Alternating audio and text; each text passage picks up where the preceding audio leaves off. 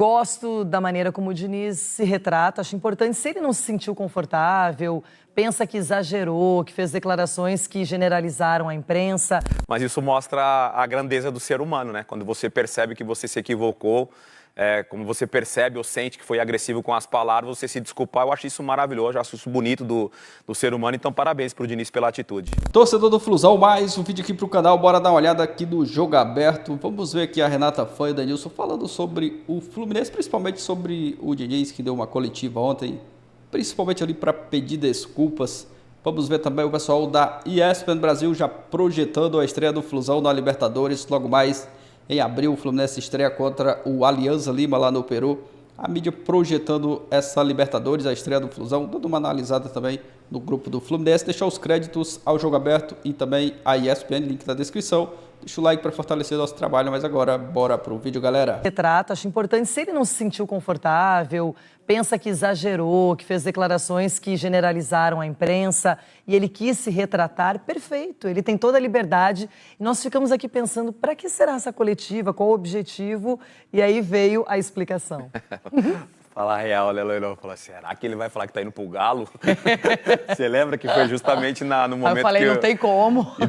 Que tinham mandado o Felipão embora e anunciou a coletiva do Diniz, a galera já, será que ele vai pro Galo?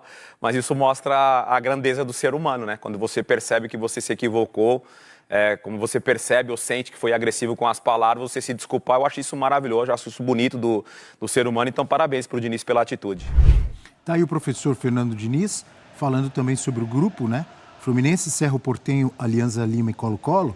Muitos aí empolgados. Vocês da imprensa, grupo fácil. Tá isso? Certo, professor Diniz. Corretíssimo. Pés no chão e humildade, viu, senhor Prates? Não tem essa de favorito, já ganhou. Não, e ele falou de tradição. Realmente é um grupo de times tradicionais na Libertadores, né? Colo-Colo, Alianza Lima, Cerro Porteño. Ele mesmo citou times que jogaram até mais Libertadores que o Fluminense, o atual campeão. Mas vamos falar a verdade, é favoritaço no grupo, pronto. Isso dá muita sorte, Abel. Evita essa palavra aí. Por isso que ele evitou, é bom evitar, se puder evitar é melhor. O que me parece que o Diniz tem uma total noção a essa altura do ano é o seguinte, esse grupo já teve respostas muito boas, muitos jogadores têm uma memória até intuitiva com ele do que eles têm que fazer, e o Diniz tem um desafio de tentar fazer os que chegaram depois entenderem a maneira que ele quer, e alguns que tiveram uma queda de produção grande também no começo do ano, jogarem o que eles já jogaram, na própria Libertadores. Então o Diniz me parece que ontem, além de ter pedido desculpas a uma grande parte da imprensa, pelo comportamento nas últimas entrevistas, pelo tom que ele adotou para algumas respostas depois do Fla-Flu principalmente, ele tem consciência disso. Olha, o time começou o ano jogando menos do que pode jogar, porque esse time já jogou muito mais. E acho que ele está vendo que agora, conversando, tendo um tempo maior para tentar fazer com que os outros que chegaram depois assimilem mais o que ele quer, esse time tende a crescer de produção.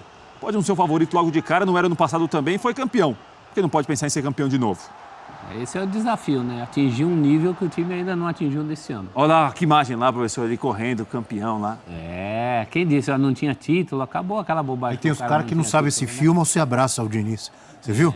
Ele deu só uma exagerada na valorização do Alianza Lima. O Alianza Lima é um tradicional perdedor da Libertadores. O futebol peruano na América do Sul teve uma queda muito grande, né, professor? Professor. Ter o Alianza Lima é um presente de Deus. 30... Fala de novo que o pessoal lá em Lima tá gravando você. Fala aí. O Alianza Lima, a gente pode falar que até no Peru eles tiram sarro da zica do Alianza Lima. Que tem 30 participações e 31 desclassificações. O Alianza Lima, não, isso não tem jeito, professor, não. Então, do Aliança. Teria outra lógica não permite. Ficou Preste atenção no Capitão América. Fale, capitão. 11 anos sem vencer na Libertadores. Então o professor tem razão. Quebrou esse jejum ano passado. Ganhou o jogo ano passado do Libertad. Na chave do Galo. Ficou quanto tempo sem vencer na Libertadores? Do Furacão. Ficou 11 anos sem vencer. 30 jogos. Não adianta participar sempre, perder tudo. É o que eu tô falando. Espera, calma. Parabéns, professor. É competente, só compete.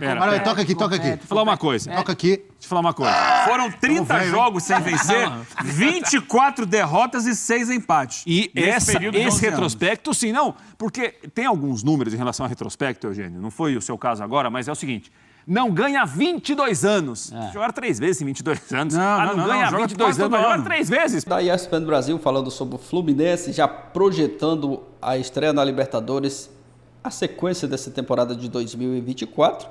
Vi muita gente já colocando o Fluminense como favorito ao título da Libertadores, mas acredito que tem que manter ali o pé no chão, como foi na temporada passada, onde muitos não acreditavam no time do Fluminense e conseguiu chegar à final, derrotando o Boca Juniors e conquistando o título com todos os méritos. Logo mais no começo de abril já faz a estreia contra o Alianza Lima, jogo fora de casa, lá em Lima, no Peru.